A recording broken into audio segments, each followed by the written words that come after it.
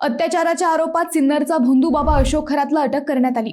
Nashik crime ब्रांचने त्याच्या मुसक्या आवळल्या। आता अटक केल्यानंतर याच कॅप्टन म्हणवणाऱ्या खरातच्या रोज नवनव्या धक्कादायक चर्चा समोर येत आहेत। महिलांचे लैंगिक शोषण, फसवणूक, अश्लील व्हिडिओ, ब्लॅकमेलिंग असे कित्येक आरोप आता उघड पडत आहेत। या कॅप्टनचं साम्राज्य फक्त नाशिक पुरतच नव्हतं, तर ते थेट नगरपर्यंत पोहोचलं होतं। शिर्डी, राहाता, कोपरगाव आणि नगर जिल्ह्यातील अनेक ठिकाणी त्याची भक्त मंडळी असून नगरमध्ये त्याची कोट्यावधींची संपत्ती असल्याची माहितीही आता पुढे येऊ लागली आहे। भाजपचे प्रदेश उपाध्यक्ष डॉक्टर सुजय विखे पाटील यांनी याच कॅप्टनबाबत सखोल चौकशी करण्याची मागणी केल्यामुळे या कॅप्टनच्या नगर जिल्ह्यातील कनेक्शनची चर्चा वाढली आहे। नेमकं काय आहे या कॅप्टनचं नगर कनेक्शन हेच आपण या व्हिडिओतून पाहणार आहोत। नमस्कार, मी अद्वैता आणि आपण पाहत आहात अहिल्यानगर लाईव्ह 24, नगरी राजकारणाचं परफेक्ट अनालिसिस। नाशिक गुन्हे शाखेने कॅप्टन खरातला अटक केल्यानंतर तपासात अनेक धक्कादायक बाबी समोर आल्या।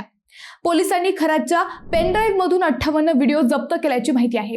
या व्हिडिओमध्ये काही नामांकित महिला आणि सेलिब्रिटींशी संबंधित बाबी असल्याचं वरिष्ठ अधिकाऱ्यांकडून सांगण्यात येत आहे। त्यामुळे या प्रकरणाची व्याप्ती केवळ एका गुन्ह्यापुरती मर्यादित नसून त्यामागे मोठं रॅकेट किंवा प्रभावशाली कनेक्शन असण्याची शक्यता आहे।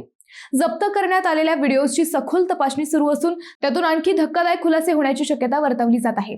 याच कॅप्टन प्रकरणात राज्य महिला आयोगाचे अध्यक्ष रुपाली चाकणकर यांना राजीनामा द्यावा लागलाय। पहिली विकेट चाकणकरांची पडली आहे, परंतु यात अजूनही काही मोठे राजकारणी असल्याचे आरोप विरोधकांनी केले आहेत। 2020 साली जेव्हा उद्धव ठाकरे मुख्यमंत्री होते तेव्हा याच कॅप्टनच्या एका देवस्थानाला स्वतंत्र पाणी पुरवठा करण्याचा GR महाविकास आघाडी सरकारने काढल्याचाही आरोप होत आहे। म्हणजेच महाविकास आघाडीतील मोठे नेतेही कॅप्टनच्या पुढे मागे करत होते हे आता स्पष्ट झाले आहे। याच सगळ्या प्रकरणाची चौकशी करण्यासाठी सरकारने तेजस्विनी सातपुते यांच्या मार्गदर्शनाखाली SIT स्थापन केली आहे। या भोंदू कॅप्टनची शिर्डी, कोपरगावात मोठी संपत्ती आहे।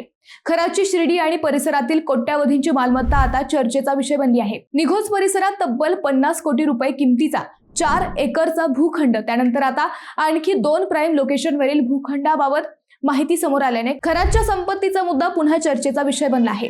शिर्डीतील पानमळा भागात जवळपास 30 गुंठ्यांचा प्राईम भूखंड खरातच्या पत्नीच्या नावावर असल्याचं स्पष्ट झालं आहे। याशिवाय निमगाव परिसरात 1.25 एकरचा समायिक भूखंड अशोक खरातच्या नावावर असल्याची माहितीही पुढे आली आहे। नगर जिल्ह्यातील खरात कुटुंबियांच्या मालकीची जवळपास 240 गुंठे म्हणजे जवळपास 6 एकर जमीन असल्याची माहिती आहे।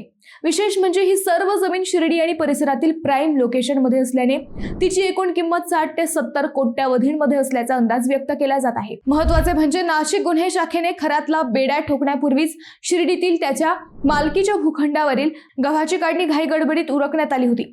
शेतातील गहू कापून तो तातडीने हलवण्यात आल्याने अनेक प्रश्न उपस्थित झाले। पोलिसांच्या कारवाईची कुणकुण खरातला आधीच लागली होती का? अटकेपूर्वी मालमत्तेची विल्हेवाट लावण्याचा, पुरावे नष्ट करण्याचा किंवा संशयास्पद वस्तू हलवण्याचा प्रयत्न झाला होता का? या सर्व मुद्द्यांचा आता तपास यंत्रणेत समोर येईल। केवळ शिर्डीच नव्हे तर सिन्नर, शिर्डी आणि कोपरगाव परिसरातही खरातने मोठ्या प्रमाणावर मालमत्ता जमवल्याची चर्चा आहे। एका सामान्य ज्योतिषाकडे एवढी प्रचंड संपत्ती आली कुठून? हा प्रश्न आता तपास यंत्रणांनाही पडला आहे। महिलांचं शोषण, फसवणुकीतून आणि आर्थिक ब्लॅकमेलिंग मधून मिळालेल्या पैशातून ही संपत्ती उभी राहिली असावी असा प्राथमिक संशय व्यक्त केला जात आहे। या प्रकरणात भाजपचे प्रदेश उपाध्यक्ष डॉक्टर सुजय विखे पाटील यांनीही मोठं विधान केलंय। ते म्हणाले, घडलेला प्रकार अत्यंत दुर्दैवी आहे।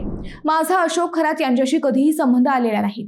मी त्याला कधी भेटलो नाही किंवा संवादही झालेला नाही। शिर्डीत उघडकीस आलेलं प्रकरण केवळ एक ठिकाणी मर्यादित नसून राज्यातील अनेक नामांकित व्यक्ती या प्रकरणाशी संबंधित किंवा पीडित असू शकतात।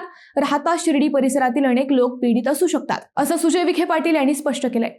मित्रांनो, तुम्हाला हा विषय कसा वाटला हे आम्हाला कमेंट करून नक्की कळवा। शिवाय व्हिडिओ आवडला असेल तर चॅनलला सबस्क्राईब करून व्हिडिओला लाईक करायला विसरू नका। पुन्हा भेटू नव्या विषयावर, तोपर्यंत धन्यवाद।